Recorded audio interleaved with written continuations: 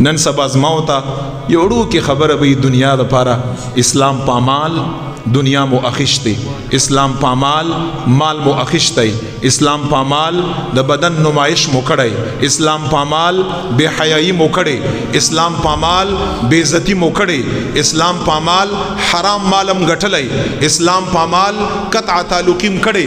مونږ او تاسو کوم یو سیز او دا پتا سو ناستو خلقو کې دا سر ټیټې ده او دا گریبان دام سوچ ته پاره یې الله سوچ ته پاره پیدا کړی چې لږ سر ټیټ ک خپل گریبان کې لږ ځان سره محاسبه وکړه چې ته ایمان او اسلام والای تا څومره ایمان او اسلام فالو کړی دی.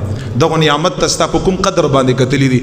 صحابه خو مالم قربان کړی، جانیم قربان کړی، خپل شهوات هم قربان کړی، ولی قیمتي ور تخکار کېده.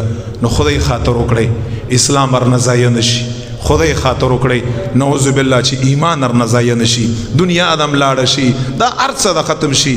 خدای پاک د موت ایمان او اسلام مخرب دی ایمان او په اسلام باندې الله موږ له استقامت او مرګ راکا. او دا کوم سوشل میډیا باندې دا چاچا بچی دي دغه ته زما دا پیغام دی چې دا را منع کړي، دغه ته دین وخیای، دغه ته ایمان وخیای، دغه ته اسلام وخیای، دغه ته صراط مستقیم وخیای.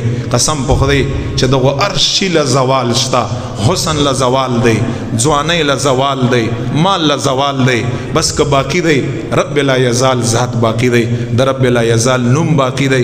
خدای پاک جل جلاله د مونږ ته سټول کزما استاد جسم دی، که بدن دی، که مال دی، که شهوات دی، خدای دی اسلام د پاره زمونږ نه قربان کا. خدای د مونږ اسلام سره مینه پیدا کا او دغه عظیم نعمت ته قدر الله تعالی زمونږ استاد په سینو کې پیدا کا.